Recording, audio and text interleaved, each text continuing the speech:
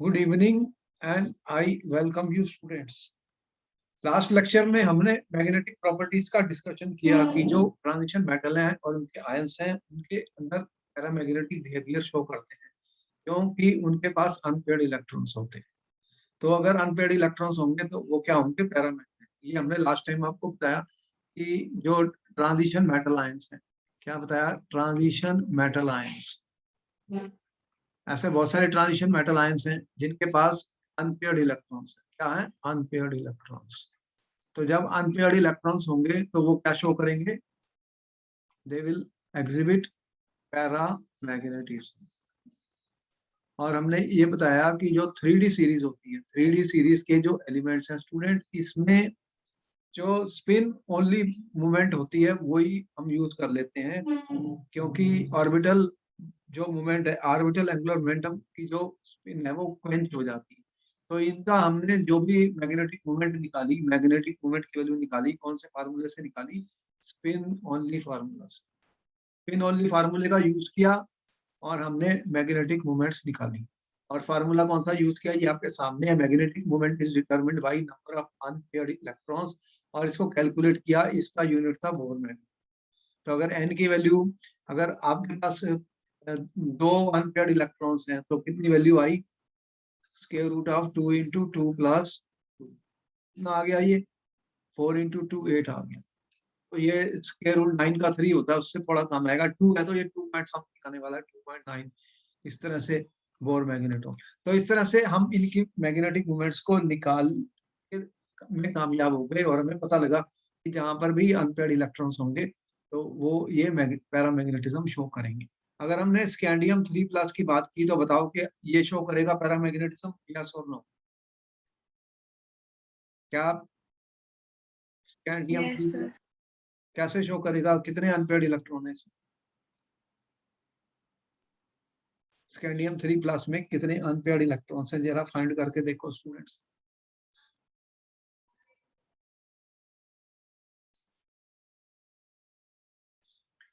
Scandium 3+ में कितने unpaired electrons हैं? बताइए स्टूडेंट्स। ये क्वेश्चन आ चुका है, इसलिए मैंने ये क्वेश्चन दोबारा से दे दिया। स्कैंडियम का इलेक्ट्रॉन कॉन्फ़िगरेशन क्या है? एटॉमिक नंबर 21 है। कैसे लिखते हो? 3 आर्गॉन और ये है 3D1 और 4s2। तो स्कैंडियम 3+ क्या है? 18 आर्गॉन। तो बताओ इसके पास कितने अनपेयर्ड इलेक्ट्रॉन्स हैं? एक हैं? एक भी नहीं है। तो फिर 0 है, n 0 है, तो फिर ये अनपेयर्ड इलेक्ट्रॉन नहीं है। तो फिर ये क्या इसकी मैग्नेटिक मोमेंट हो? 0। तो ये शो नहीं करेगा, ये पैरामैग्नेटिक नहीं है। जब इसके पास अनपेयर्ड इलेक्ट्रॉन्स ही नहीं है तो ये पैरामैग्नेटिक हाँ जी। Is not paramagnetic students. Question आते हैं तो इसके एग्जाम में हमें शो करना पड़ता है, लिखना पड़ता है। अब उसने क्वेश्चन दिया, क्वेश्चन नंबर 2, Zn2+, वो कह रहा है इज इट पैरामैग्नेटिक?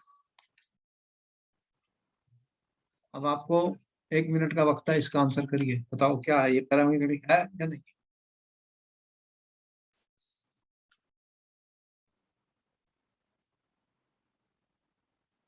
नहीं है।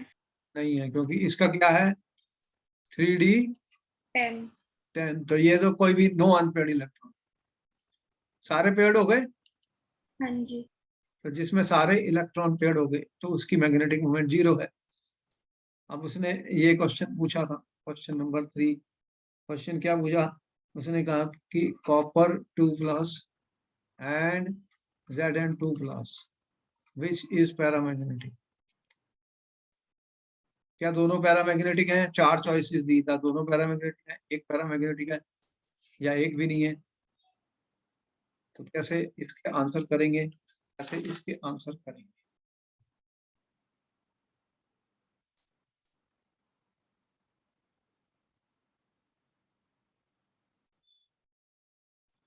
ये सारे क्वेश्चन इंपॉर्टेंट हैं, पेपर में आने वाले हैं स्टूडेंट्स। जो भी क्वेश्चन बता रहे हैं सब इंपॉर्टेंट है और पेपर में आते हैं।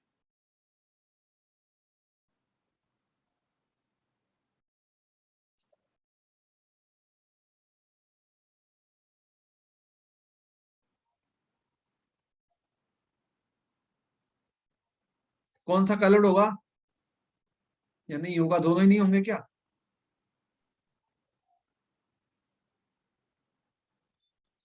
मैग्नेटिक कौन सा होगा, पैरामैग्नेटिक, ये पूछा जा रहा है इसमें।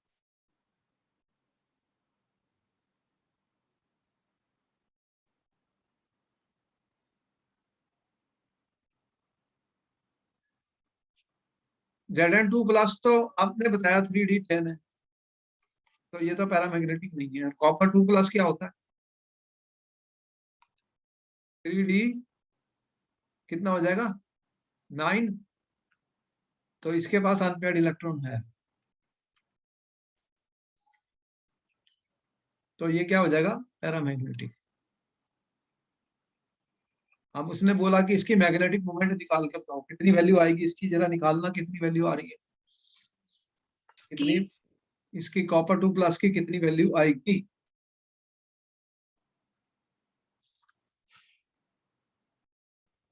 मैग्नेटिक मोमेंट की वैल्यू कितनी आएगी?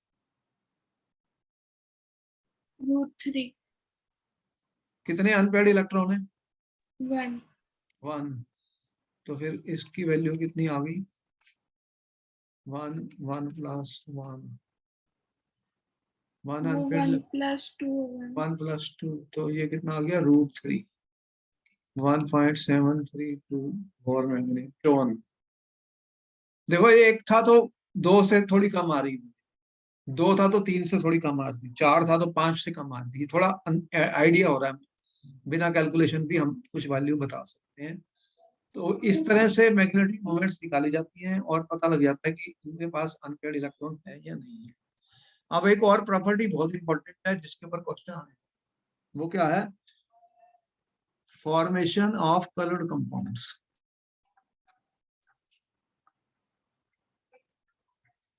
जो ट्रांजिशन एलिमेंट्स के कंपाउंड्स हैं स्टूडेंट्स, उनका कलर है, बहुत अच्छे कलर है उनके, किसी का पर्पल है, किसी का ब्लू है, किसी का पिंक है, किसी का ग्रीन है। तो इनके जो एलिमेंट्स हैं वो कलर शो करते हैं, कलर शो करते हैं। अब ये क्वेश्चन है कि कलर क्यों शो करते हैं? जैसे कॉपर 2+ है, अगर ये सोल्यूशन में होगा तो ये कॉपर आयन ये ब्लू कलर का होगा, इसका कलर ब्लू होता है स्टूडेंट्स। और इस तरह से Mn2+ है, ये पिंक कलर का है। क्या है? पिंक कलर का। तो ये कलर्स होते हैं इनके पास, कोबाल्ट है, निकल है, ये सब कलर्ड कंपाउंड्स फॉर्म करते हैं। तो कैसे एक्सप्लेन करेंगे colour of the first row? हमारे पास फर्स्ट रो अगर मैं कंसीडर करूं, how will you explain the colour of these metal ions? तो कलर क्या होता है? Why they are coloured students? Why are due transition to d transition. Metal ions are coloured? तो तुमने आंसर सही दिया कि ड्यू, हमने ये पहले कोऑर्डिनेशन कंपाउंड में बताया, ड्यू टू डी ट्रांजिशंस। अब ये पूछेगा कि डी ट्रांजिशंस क्या होती? देखो कि जब इलेक्ट्रॉन लोअर एनर्जी से हायर एनर्जी में जाता है, ठीक है, इलेक्ट्रॉन्स इलेक्ट्रॉन्स क्या होते हैं? Electrons jump from lower energy to higher energy. when electron jumps from lower energy to higher energy of the d orbitals तो क्या होता है कि it will absorb a frequency of light। और अगर ये विजिबल लाइट की फ्रीक्वेंसी है 7 होती है विजिबल लाइट में, आपको पता है, तो होगा क्या कि when it absorbs some frequency of light, तो ये विजिबल रीजन में लाई करती हैं। और colour observed is complementary students complementary to the color of light absorbed। तो जो फ्रीक्वेंसी एब्जॉर्ब होती है उसका कंप्लीमेंट्री कलर जो है हमें वो दिखाई देता है। तो ये फिर जब डिफरेंट, और ये क्यों होता है इसको एक्सप्लेन किसने किया था, इसका एक्सप्लेनेशन क्या दिया था हमने, बोलो क्या एक्सप्लेनेशन था, कौन सी थ्योरी ने इसको एक्सप्लेन किया था स्टूडेंट्स? क्रिस्टल फील्ड थ्योरी हमने बताई थी आपको कोऑर्डिनेशन कंपाउंड्स में। उसमें क्या बताया था, there is a splitting of, क्या हुआ था, स्प्लिटिंग ऑफ डी ऑर्बिटल्स हो गया। तो जब डी ऑर्बिटल स्प्लिट हो जाते हैं जैसे T2G और EG में, तो क्या होता है, फिर ये 5 डी ऑर्बिटल में दिखाए थे हमने, 5 डी ऑर्बिटल क्या हो गए थे, स्प्लिट हो गए थे, 1 2 3 और ये हो गए थे स्प्लिट। अब हाँ इलेक्ट्रॉन जी। अगर यहाँ है तो ये क्या करेगा, ये एक्साइट हो जाएगा, लाइट को एब्जॉर्ब करेगा। तो जब लाइट को एब्जॉर्ब करेगा तो फिर ये ज्यादा देर तो वहां रुकते नहीं, 10 - 8 सेकंड में ही गिर जाते हैं वापस। तो फिर हमें जो कलर दिखता है वो कॉम्प्लीमेंट्री कलर इनके दिखाई देते हैं। इसी को हमने बोला ये T2G था और ये EG था ऑक्टाहेड्रल कोऑर्डिनेशन कंपाउंड्स में। तो ये क्या हुआ, T2G इसका जो इलेक्ट्रॉन है वो EG में एक्साइट हो गया, यहाँ से यहाँ चले गया, ये वाला इलेक्ट्रॉन एक्साइट हो गया, तो इसने एनर्जी एब्जॉर्ब कर ली डिपेंडिंग ऑन कि ये कितनी एनर्जी है उस गैप के अकॉर्डिंग। तो इस तरह से डिफरेंट कलर हमें मिले, इसी को हमने DD ट्रांजिशन, इसी को क्या बोलते हैं, DD ट्रांजिशन। तो स्टूडेंट्स DD ट्रांजिशन के कारण एक्साइटेशन ऑफ इलेक्ट्रॉन हो गया, तो लोअर एनर्जी से इलेक्ट्रॉन हायर एनर्जी में चले, किसके कारण हुआ, DD ट्रांजिशन के कारण। तो यहाँ पर बहुत सारे ट्रांजिशन एलिमेंट्स हैं जो कलर्ड कंपाउंड्स फॉर्म करते हैं। तो अब ये क्वेश्चन आया, ने दिया आपको कि titanium 4+, titanium 3+, students chromium 2+, scandium 3+, which are colored, student ions. अब बताना है आपको, आपके पास 1 या 2 मिनट का वक्त है, इसका आंसर बताइए, क्या आंसर करेंगे, कैसे निकालेंगे आंसर स्टूडेंट? ये इंपॉर्टेंट क्वेश्चन है, ऐसे ही क्वेश्चन आने वाले हैं क्योंकि कलर के ऊपर जरूर क्वेश्चन आता है, हर साल आता है। आंसर बताना है आपको स्टूडेंट्स।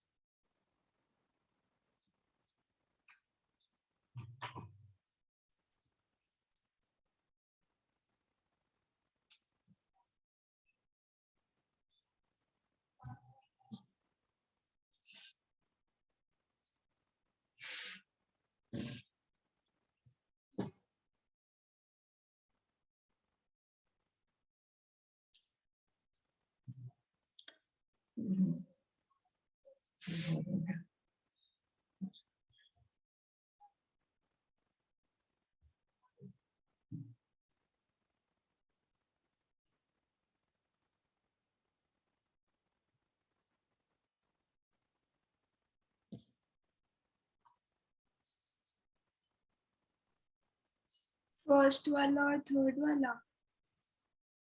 हाँ ये कलर्ड है, हाँ जी। कैसे, कितना है टिटेनियम का इलेक्ट्रॉन कॉन्फ़िगरेशन, क्या है? कितना है इसका एटॉमिक नंबर? 22।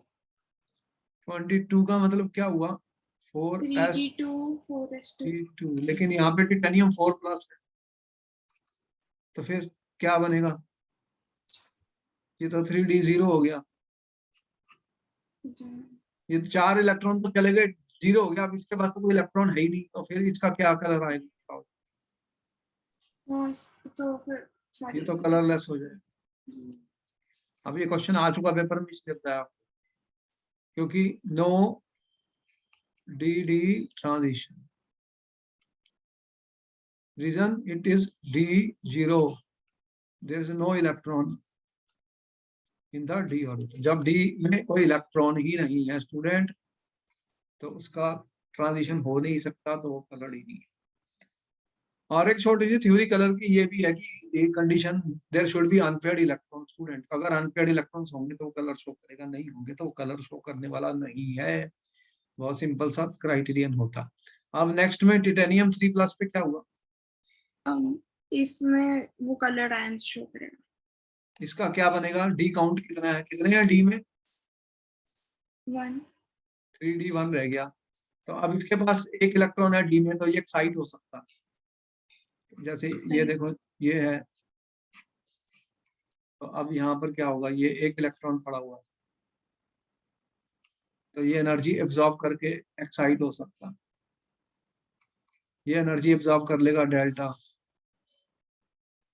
और अगर ऑक्टाहेड्रल है तो ये एनर्जी एब्जॉर्ब करके क्या होगा, फिर एक्साइट हो जाएगा।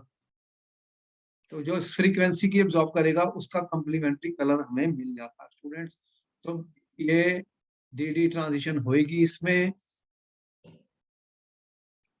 therefore I can say that Ti3 plus is colored student। Ti3 colored होता है, Ti4 कलर होता है, ये पर्पल कलर होता है वाटर के अंदर। ये वाटर के अंदर एक्वस इसका जो कलर होता है TiH2O6 बन जाता है स्टूडेंट 3+, और ये पर्पल कलर का।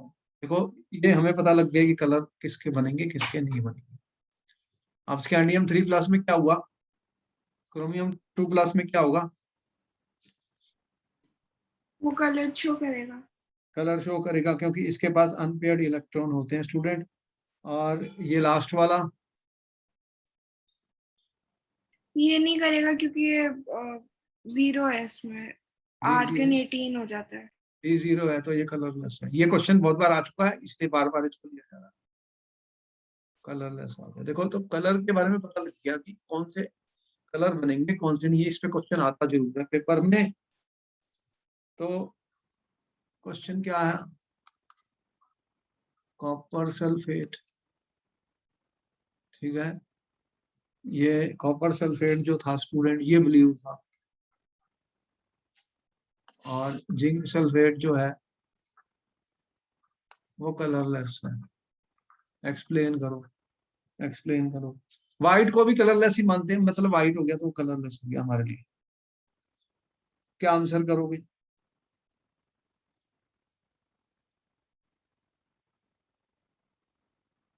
How will we answer these question, very important है, ये इंपॉर्टेंट है स्टूडेंट। देखो कितने, जब अनपेयर्ड इलेक्ट्रॉन है तो कलर देख रहे हो, कलर उनका कैसे आ रहा है, कलर बताना है।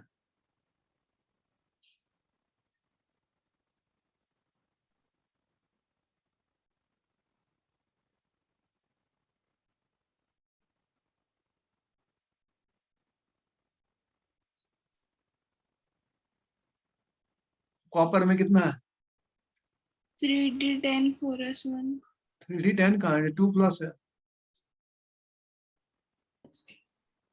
3D9। 3D9 है तो इसके पास अनपेयर्ड इलेक्ट्रॉन्स हैं तो ये कलर्ड होगा। अगर अनपेयर्ड इलेक्ट्रॉन्स होंगे स्टूडेंट्स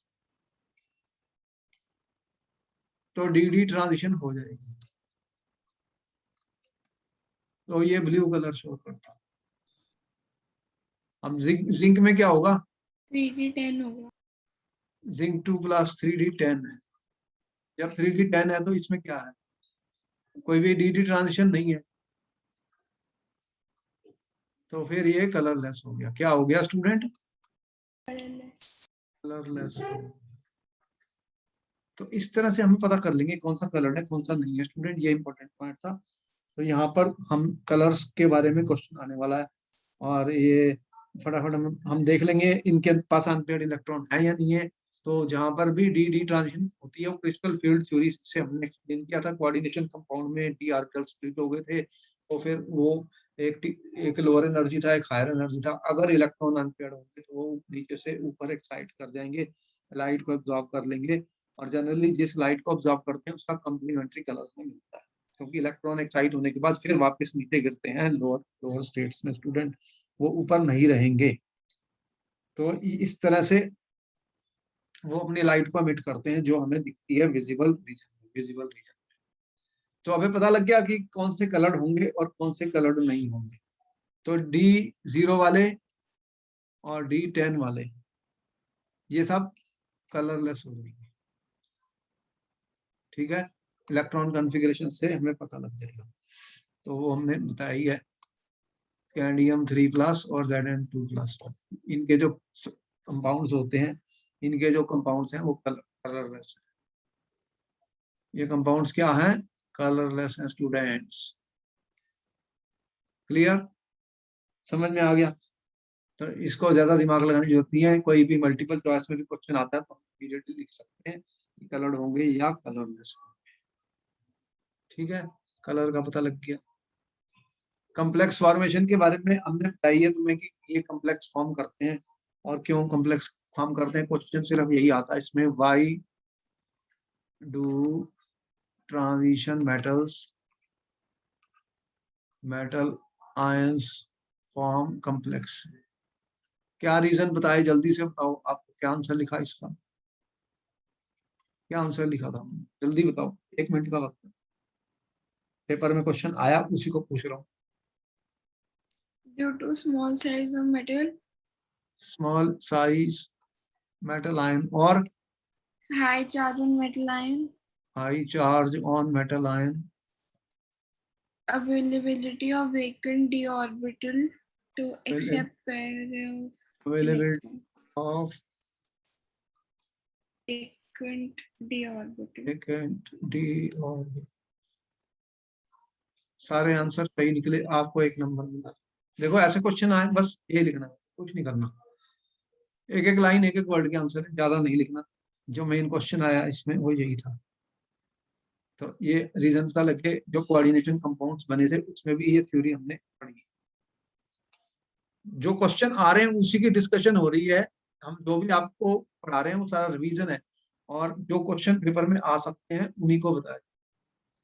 और आप इनको नोट कर रहे हैं, आपके नोट्स बन रहे हैं, और आपको रिकॉर्डेड वीडियो भी मिल रही है जो आप किसी भी समय सुन सकते हैं।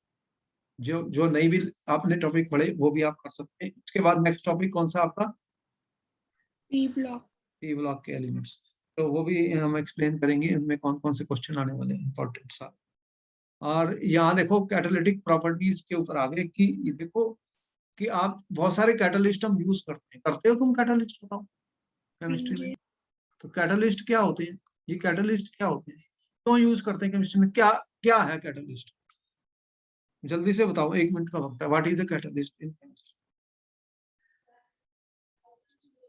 कैटलिस्ट क्या करती है रिएक्शन, हेल्प करते हैं, हेल्प करते हैं क्या, इंक्रीज करते हैं स्पीड, इंक्रीज। इंक्रीज करते हैं स्पीड ऑफ द रिएक्शन, और बाद में ये खुद अनयूज्ड रहते हैं, मतलब वापस आ जाते हैं, ये खुद कंज्यूम नहीं होते। तो अगर एक रिएक्शन 4 घंटे में होनी थी और उसकी जगह वो 1 मिनट में हो गई, तो बोलो आपको इंडस्ट्री में फायदा हुआ कि नुकसान हुआ। भाई 4 घंटे के लिए कितनी एनर्जी लगेगी आपकी, कितनी बिजली लगेगी, सब कुछ तो करो। हाँ जी। कोई भी रिएक्शन हो रही है तो उसमें कोई प्रेशर है, कोई टेम्परेचर है, कोई हीटिंग है, कहीं कुछ है। कई रिएक्शन तो कहीं कहीं दिन नहीं हो सकती, लेकिन कैटलिस्ट डालने के बाद सेकंड्स में हो जाए। तो फिर कैटलिस्ट तो हमें चाहिए ही है, नहीं तो वो बहुत महंगा पड़ेगा प्रोडक्ट। आप अमोनिया बना रहे हो और नाइट्रोजन हाइड्रोजन को डाल दिया तो रिएक्शन हुई नहीं, फिर कैटलिस्ट डाला तो रिएक्शन हो गई। तो ऐसा क्यों होता है, कैटलिस्ट क्या काम करता है, वो क्या करता है बताओ जल्दी से, 30 सेकेंड। कैटलिस्ट काम क्या करता है, ऐसा क्यों होता है कि स्पीड बढ़ जाती है। वो क्या करता है, लोअर कर देता है एक्टिवेशन एनर्जी,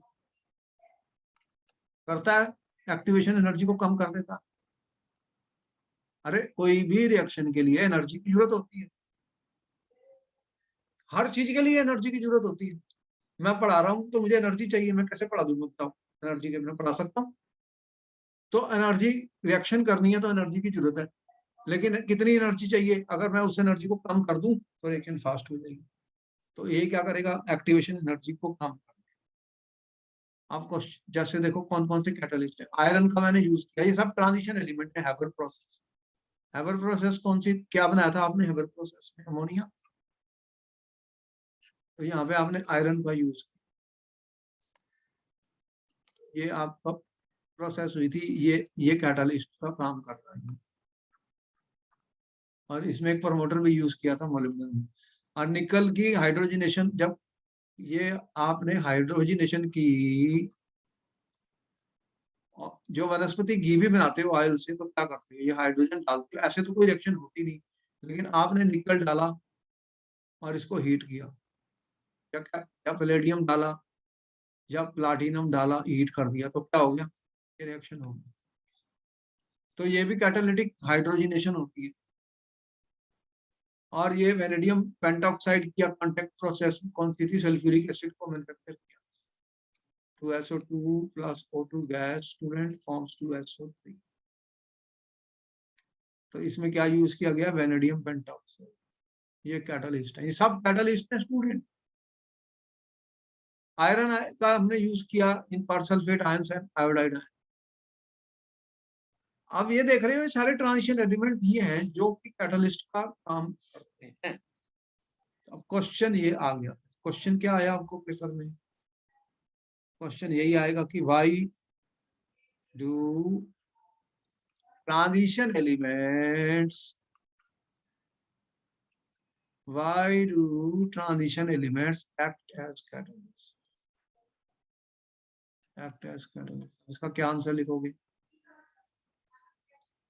अब इसका आंसर बताओ, क्या आंसर आएगा, क्या क्या रीजन हो सकते हैं कि ये कैटालिस्ट का काम करते हैं,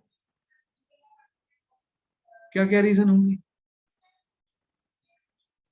क्या प्रॉपर्टी है ऐसी ट्रांजिशन एलिमेंट्स में जिसके कारण ये कैटालिस्ट का काम कर सकते हैं। आपके पास 1 मिनट का वक्त है, जल्दी बताइए सोच के, आप क्या समझते हैं कैसा क्यों होता है कि ट्रांजिशन एलिमेंट कैटालिस्ट का काम करते हैं। एक तो they can adopt multiple oxidation states. आपने देखा +2 भी बन गया, +3 भी बन गया, +4 भी बन गया, +5 भी बन गया, इस तरह से वो चेंज कर लेते हैं अपनी ऑक्सीडेशन स्टेट्स को। जब ऑक्सीडेशन स्टेट चेंज होती है तो फिर वो एनर्जी को भी वेरी कर देते हैं रिएक्शन में, और फिर वापस उसी ऑक्सीडेशन स्टेट में आ जाते हैं, तो उससे रिएक्शन फास्ट हो जाती है। They can adopt multiple oxidation states. बात बताओ सही है या गलत है। सेकंड क्या होता है कि they provide a surface on which reactants can be absorbed।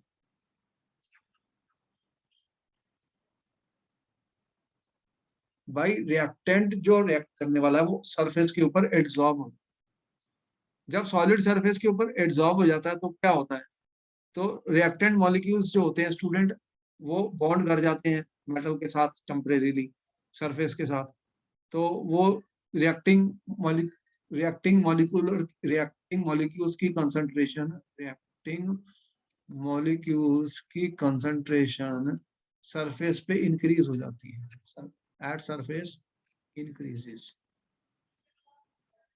और जो बॉन्ड उनका होता है, जो बॉन्ड ब्रेक करना होता है वो बॉन्ड वीक हो जाता है, तो जो बॉन्ड ब्रेक करना था वो वीकन हो जाता है। Bond to be broken in the reaction students gets weak. अब वो कमजोर हो गया बॉन्ड तो उसको तोड़ना आसान है, नहीं तो बॉन्ड की एनर्जी ज्यादा होती है, उसको बॉन्ड की एनर्जी देनी पड़ती है, तब बॉन्ड टूटता, तब रिएक्शन होगी। जैसे कि देखो ये निकल है मेरे पास, निकल का सरफेस है, हाइड्रोजन ये H2 है, ये बॉन्ड तोड़ूंगा तब जाके वो रिएक्ट करेगा यहाँ इसके साथ। तो यहाँ पर क्या हुआ कि ये निकल के पास आके ये टूट गया और ये ऐसे एड्सॉर्ब हो गया, एड्सॉर्ब हो गया। अब इसकी कंसंट्रेशन बढ़ गई, एटम्स की रिएक्टिविटी बहुत हाई होती है, और ये डबल बॉन्ड वाला अब कंपाउंड आया, अब क्या होगा, तो इसको ये चाहिए था, ये इसके साथ फिर फटाफट बॉन्ड बना लेंगे और ये रिएक्शन हो जाएगी फास्ट, रिएक्शन फास्ट हो जाएगी, तो बॉन्ड पहले ही टूट चुका है, बॉन्ड पहले ही टूट चुका है। तो इस तरह से ये स्पीड अप कर देते हैं, स्पीड अप कर देते हैं रिएक्शन। बात समझ में आई, दिख रहा।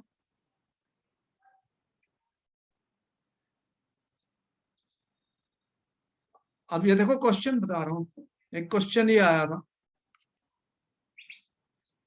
show that transition metal ions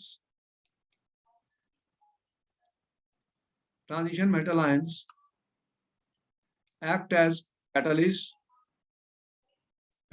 catalyst due to multiple oxidation states।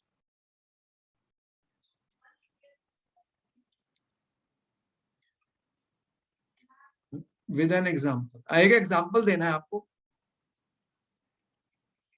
एक एग्जाम्पल देके ये शो करना है कि हाँ ये मल्टीपल ऑक्सीडेशन स्टेट के कारण ही रिएक्शन को फास्ट करते हैं।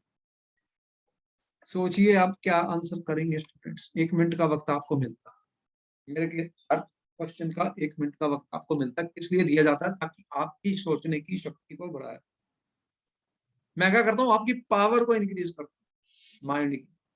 मैं कह रहा हूँ रट्टेबाजी नहीं करनी स्टूडेंट, समझना है बात को, समझिए, सोचिए, समझिए और तब लर्न कीजिए।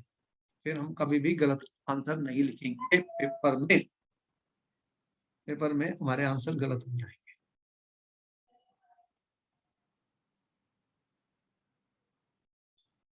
देखो यहाँ पर हमने एक एग्जांपल दिया है, transition metal can change their oxidation state, therefore they become more effective as catalyst. Iron 3 जो होता है स्टूडेंट, ये यूज होता है फॉर कैटलिस्ट। आयरन 3 जो होता है स्टूडेंट, ये कैटलिस्ट के लिए यूज होता है, reaction between iodide ion and persulfate ion. एक रिएक्शन हम कर रहे हैं आयोडाइड आयन की परसल्फेट के साथ, ये परसल्फेट है, ये आयोडाइड है स्टूडेंट। रिएक्शन क्या हो रही है, आयोडीन गैस बन रही है और ये सल्फेट बन रहा है। ये रिएक्शन स्लो होती है, लेकिन अगर इसमें हम Fe3+ ऐड कर दें, क्या ऐड कर दें, Fe3+, तो रिएक्शन फास्ट हो जाए। तो ये Fe3+ इस रिएक्शन में कैटलिस्ट का काम करता है। क्या काम करता है, कैटलिस्ट का। ऐसा क्यों करता है, क्या हुआ मैंने जब इसमें Fe3+ डाला कि रिएक्शन फास्ट हो गई।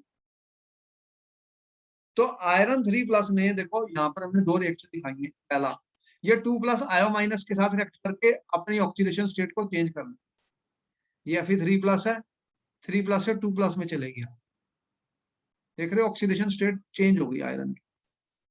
Fe3+ से ये Fe2+ में चले गया और यहाँ पर I- का आयोडीन बन गया। और दूसरे स्टेप में क्या हुआ कि 2+ H2O8 के साथ रिएक्ट कर गया और फिर वापस Fe3+ में आ गया और ये सल्फेट बन गया। तो 2 चीजें हो रही है, Fe3+ Fe2+ में गया और Fe2+ फिर Fe3+ में। तो इसकी ऑक्सीडेशन स्टेट एक नहीं थी, 2, एक 2+ और एक 3+, इसलिए ये कैटलिस्ट का काम कर, क्या काम कर गया, कैटलिस्ट का। नोट किया आपने स्टूडेंट्स, इसको नोट कर लो, ये क्वेश्चन पेपर में आया हुआ कि how does Fe3+ act as a catalyst student, because it can change its oxidation state from 3+ to 2+ and 2+ to 3+। तो एक सिंगल स्टेप की रिएक्शन 2 स्टेप में हुई, 2 स्टेप हुए और कैटलिस्ट वापस आ गया। तो ये रिएक्शन स्पीड अप हो गई, ये फास्ट हो गई, ये स्लो थी, इसको फास्ट कर दिया मैंने स्टूडेंट जब मैंने Fe3+ ऐड किया। तो ये कैटलिस्ट का काम कर, it is acting as a catalyst. इसको नोट कर लो स्टूडेंट, इसको नोट कर लो, ये सारी चीजें इंपॉर्टेंट हैं, ये सारे क्वेश्चन आने वाले पेपर में, एक एक वर्ड को नोट कर लो।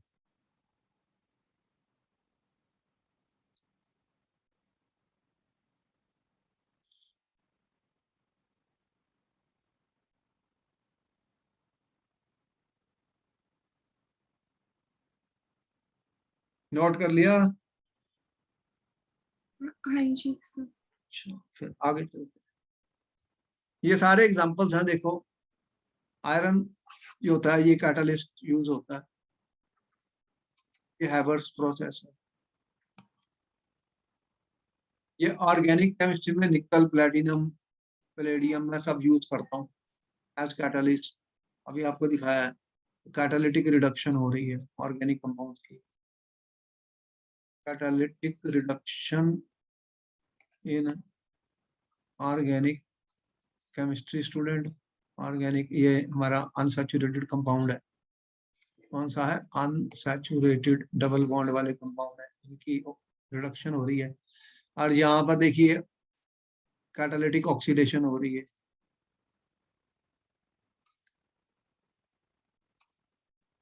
इसमें क्या हो रहा है, सल्फर डाइऑक्साइड जो है इसको हमने ऑक्सीजन के साथ रिएक्ट करके SO3 गैस, और कौन सा कैटालिस्ट यूज हुआ है, वेनेडियम पेंटॉक्साइड, ये कैटालिस्ट है।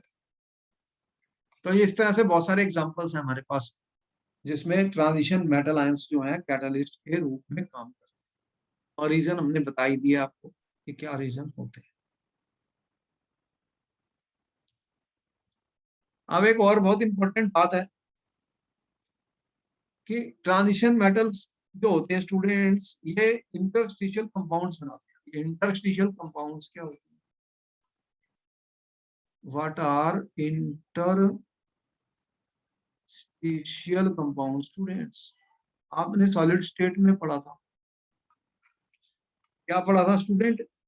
कि जो मेटल्स के क्रिस्टल लैटिस होते हैं, मेटल्स के क्रिस्टल लैटिस होते हैं स्टूडेंट, उनके अंदर क्या होते हैं? वॉइड्स होते हैं, एम्प्टी स्पेस होती है। बोलो होती है? आपने देखा था टेट्राहेड्रल वॉइड्स, ऑक्टाहेड्रल वॉइड, इस तरह से वॉइड्स होते। कौन कौन से वॉइड्स देखे थे इनमें? सीसीपी में, एचसीपी, इस तरह से जब मैंने बताए थे उनमें देखा आपने टेट्राहेड्रल वॉइड्स थे, और क्या थे? Octahedral voids.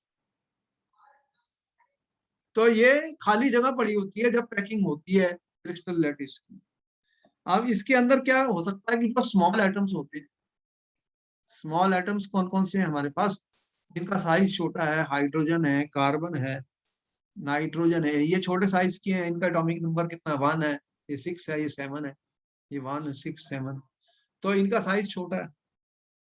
ये 1s1 सिर्फ पहला शेल है, इसमें 2s2p है बस। n=2 तक है ये, n=1 वाला है, n=2 वाले हैं, प्रिंसिपल क्वांटम नंबर 2 है, 2s2p है। इनके साइज छोटे हैं। ये क्या होती है? ट्रैप हो जाते हैं inside the small atoms, gate trapped student. ये क्या हो जाते हैं? गेट ट्रैप्ड हो जाते हैं इन द वैकेंट स्पेसिस, ठीक है, इन द voids, जो voids of the metal crystal lattice। तो बहुत सारे voids होते हैं, नंबर ऑफ हमने बताया था कितने होते हैं सॉलिड स्टेट में, उसमें ये ट्रैप हो जाते हैं, उसमें जाके ये बैठ जाते हैं। तो इस तरह से जो कंपाउंड बनते हैं उन्हें क्या बोलते हैं? ये जो कंपाउंड बने, the compounds formed are called, इन्हें क्या बोलते हैं हम? Interstitial compound. इंटरस्टिशियल कंपाउंड्स बन जाते हैं स्टूडेंट्स। तो ये जो कंपाउंड्स होते हैं ये नॉन स्टोइकियोमेट्रिक होते हैं। सॉलिड स्टेट में एक स्टोइकियोमेट्रिक कंपाउंड्स और एक नॉन स्टोइकियोमेट्रिक, जिनका की फार्मूला जो है वो फिक्स्ड नहीं है स्टूडेंट, वो इस टाइप के कंपाउंड बन जाते हैं। जैसे TiC है स्टूडेंट, MN4N है, Fe3H है स्टूडेंट, VH 0.56 मैंने लिख दिया, आप देखो ये 0.56 लिख दिया, कोई स्टोइकियोमेट्री फिक्स नहीं है। EIH मैंने लिख दिया 1.7, मतलब ये हाइड्रोजन कहाँ पर है? इंटरस्टिशियल साइड में है। नाइट्रोजन कहाँ पर है? ये जो वॉइड्स थे उसके अंदर बैठी हुई है। तो कोई ये नॉर्मल ऑक्सीडेशन स्टेट का फार्मूला नहीं बनता स्टूडेंट। एंड इनकी जो नेचर और कंपोजिशन है इन्हें हम बोलते हैं इंटरस्टिशियल कंपाउंड, और इनकी फिजिकल और केमिकल प्रॉपर्टीज चेंज हो जाती है। क्या होता है? Physical and chemical properties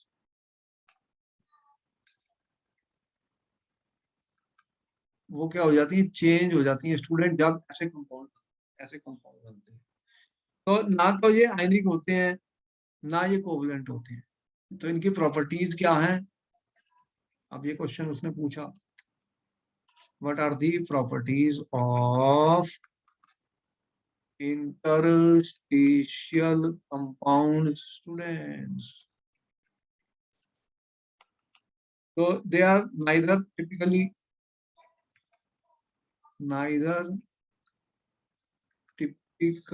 ionic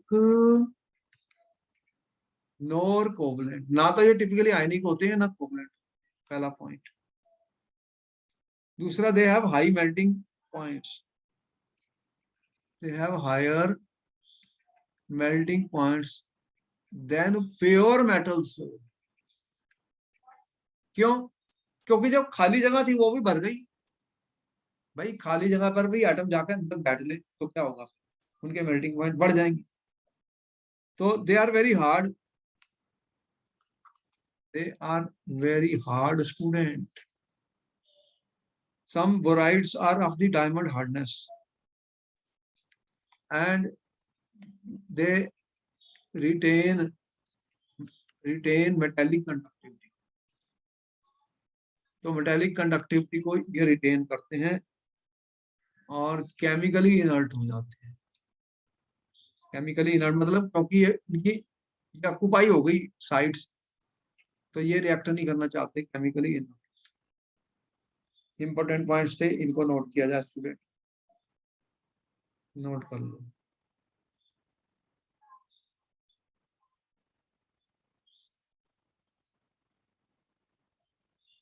note कर लो स्टूडेंट सारे पॉइंट्स. कोई भी क्वेश्चन पेपर में पूछा जा सकता है, ऐसे ही क्वेश्चन आते हैं.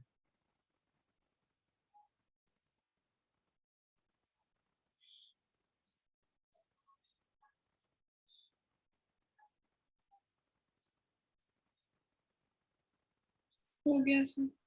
अच्छा, अब एक और प्रॉपर्टी है ट्रांजिशन मेटल्स की, बहुत इंपॉर्टेंट है. आपको पता है कि आप बहुत सारे एलॉयज का यूज करते हो. एलॉयज क्या होते हैं? एलॉयज क्या होते हैं student? What are alloys? They are solid homogeneous solutions होते हैं. किसके होते हैं? Of one metal with other metals और even नॉन मेटल्स भी हम कई बार ऐड करते हैं. ठीक है, तो ब्लेंड ऑफ मेटल्स को होता है homogeneous solid solutions of one metal with other metals. एक मेटल में दूसरे मेटल को आपने मिक्स कर दिया स्टूडेंट यूनिफॉर्मली होमोजेनियस, तो उसे क्या बोलते हैं? एलॉयस. तो ऐसा क्यों होता है? ऐसा क्यों होता है स्टूडेंट्स? तो कौन से मेटल हैं जो एलॉयज अपना बनाएंगे? कौन से बनाएंगे? अब आपको पता है जैसे कॉपर और जिंक का एलॉय आपको पता है, ये आपस में मिक्स हो जाते हैं. और आपको ये पता है भी कॉपर और टिन भी दिया है, कॉपर और टिन का भी एक एलॉय बनता है. बोलो बनते हैं. और आपको यही पता है कि ये आयरन जो होता है इसके भी कहीं कुछ आप मिक्स करते हैं स्टूडेंट, निकल वगैरह, ये कार्बन वगैरह भी स्टेनलेस स्टील बनाते हैं. बहुत तरीके के स्टेनलेस स्टील बनाते हैं. इसमें तो नॉन मेटल भी आ गया. तो ये क्या रीजन है कि ये बनाते हैं? कॉपर और जिंक का जो एलॉय होता है उसका क्या नाम होता है? जल्दी, इसे क्या बोलते हैं? और इसे क्या बोलते हैं? ये आपको पता ही है. ये ब्रास है. और ये क्या है? कॉपर और टिन. इसको क्या बोलते हैं? ब्रॉन्ज. क्यों होते हैं?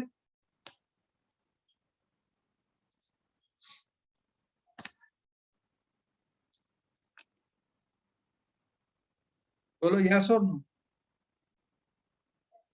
तो इस तरह से एलॉयज बन Yes. जाते हैं, ब्रास, ब्रॉन्ज. अब क्वेश्चन ये आया कि ऐसा क्यों होता है? कौन से वो मेटल हैं जो आपस में मिक्स हो जाएंगे? जनरली हम ये कह सकते हैं metal students which have similar, ठीक है, metallic radius. Metals which have similar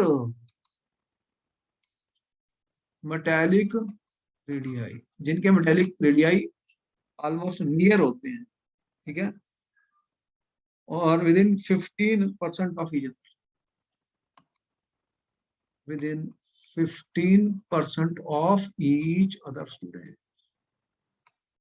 तो वो क्या बना लेते हैं? Alloys. They will be forming alloys.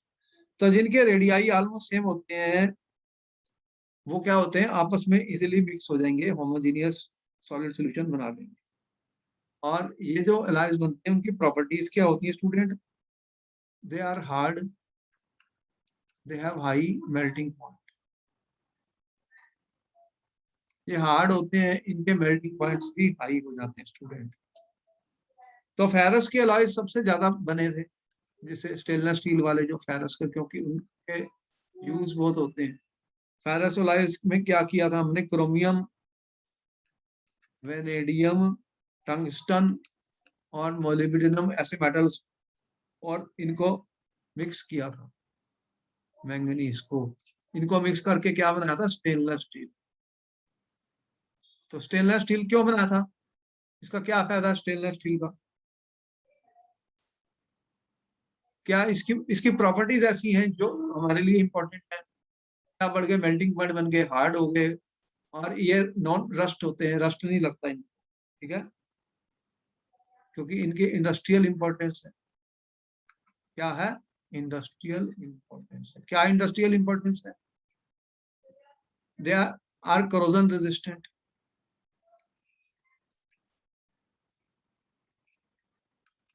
तो आपका आयरन को तो रस्टिंग हो जाएगी, जब आप इतने स्टेनलेस स्टील वगैरह यूज कर रहे हो बिल्डिंग मटेरियल्स में, मेट्रोस में, जगह जगह बिल्डिंगें बना रहे हो, तो आपका रस्टिंग हो जाएगा, तो गिर जाएंगे सारे ब्रिज, और आयरन डिटोरेट हो जाएगा मेटल। तो उसको बचाने के लिए हम इनके एलॉयज बनाते हैं। क्या बनाते हैं, एलॉयज। क्या बना लेंगे स्टूडेंट, एलॉयज बन जाएंगे, बोलो, हो गया। हाँ जी सर। तो यहाँ पर ट्रांजिशन एलिमेंट्स की सारी प्रॉपर्टीज खत्म हो, अब ये पार्ट खत्म हो गया टोटली। अब इसमें बचा पोटेशियम परमैंगनेट और पोटेशियम डाइक, जो इंपॉर्टेंट है, जिसमें से कोई क्वेश्चन आता है पेपर में। ये सारी खत्म होगी प्रॉपर्टीज। तो फिर हम नेक्स्ट क्लास में फर्दर स्टडी करेंगे। ये वाला खत्म हो गया सारा, ट्रांजिशन एलिमेंट्स की जितनी भी ओके। वो सारी अब खत्म हो गई। Ionization energy, atomic size, lanthanide contraction, और इलेक्ट्रोड पोटेंशियल वैल्यूज आपने पढ़ ली सारी, और कलर, मैग्नेटिक प्रॉपर्टीज, और कॉम्प्लेक्स फॉर्मेशन, ये वाले एलॉय क्यों बनाते हैं, इंटरस्टिशियल कंपाउंड क्या होते हैं, सारी। ओके, तो फिर हम मिलते हैं आपको next class. Okay, thank you sir. Okay.